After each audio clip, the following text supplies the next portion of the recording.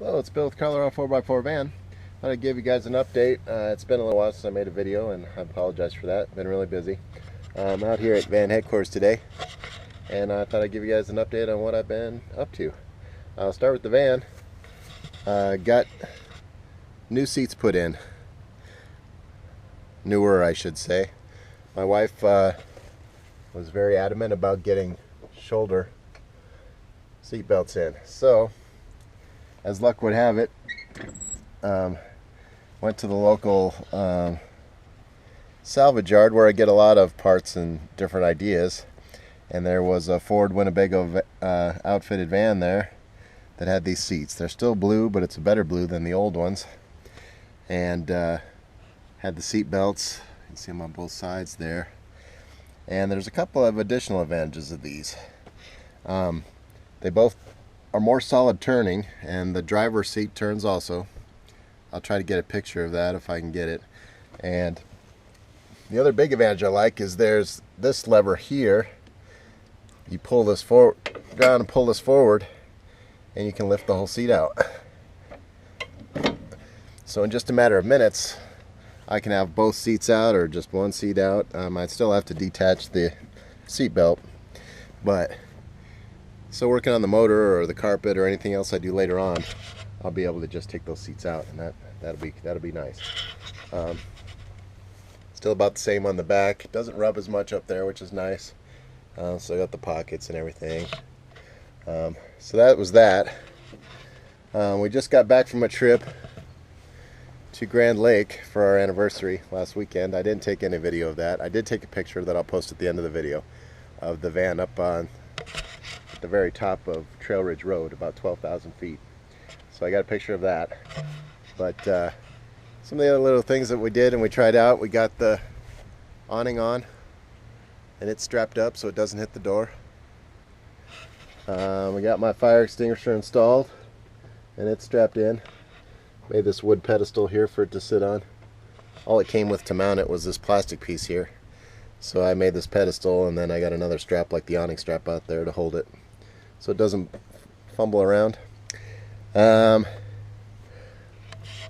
solar, it looks like I'm definitely going to have to get another battery, because first thing in the morning up there, and it's kind of misleading. Explain this. As you see, it's floating now, but it only gets there when there's almost no charge, or when the solar overwhelms the charge completely. It almost never gets there. And that's mainly because I have an electric fridge, and when it's running, it draws enough that it'll kick the charge controller back into absorption. So that's kind of misleading, but up there, first thing in the morning, I was drawing 10 amps here. You can see I'm drawing 0.1 amps now. But I was pumping 10 amps plus first thing in the morning when the sun came up to charge up the battery real quick, and it got to absorption very quickly. So, and then when the fridge would kick off, it would go into float for a short period until it kicked on again. So I think that the lesson there is that my battery, I need more battery capacity. I'm able to gather more sun than I can store. So in the future, I'll have to add some more battery capacity, but otherwise it worked great. This is the first trip that my wife and I have done where I didn't have to use the generator at all. And it's actually the second trip in a row, the Memorial Day trip, I didn't have to use the generator either. So between the fridge, lights, watching the movie, running the stereo, didn't have to use the generator to charge it up at all. So maybe I'm to a point where, as long as the sun's out a reasonable amount of time, which here in Colorado it usually is, the generator is going to be unnecessary. I'll still carry it, especially on trips where it's not as nice, but looks like I'm free of that, so win. The other thing I've done, if you can see, there's a switch right up there by my seat belt there, and that runs the side lights, and they are very bright. Lit up all around us when we're up there, almost too bright if you're in a campsite where there's other people around. So those worked out really well. and you can reach it. I got the switch in there where you can reach it from the driver's seat, or you can turn it on when you're just around here, excuse me, in the cab. So another project done. Like I said, we just got back from Grand Lake. We spent the weekend up there. At the very end, campground called Rapo Bay, the Moraine campground, and the camp hosts there were excellent.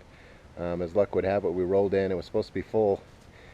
They have an online reserving system now, and it was supposed to be full, but as luck would have it, not 5 minutes before we pulled in, somebody that had paid ahead 3 days decided they'd had enough and they pulled out. So we got a spot right then and there. It was nice. So haven't even unhooked the trailer yet. We carry the canoe on the trailer and other assorted things. So I haven't even unhooked that yet, and I'm hoping to take it down this weekend. Buddy's birthday this weekend. I'm going to try and take it down, and maybe I'll do some boondock camping if I stay down there too late. Don't want to drink and drive or anything like that, so we'll see how it goes.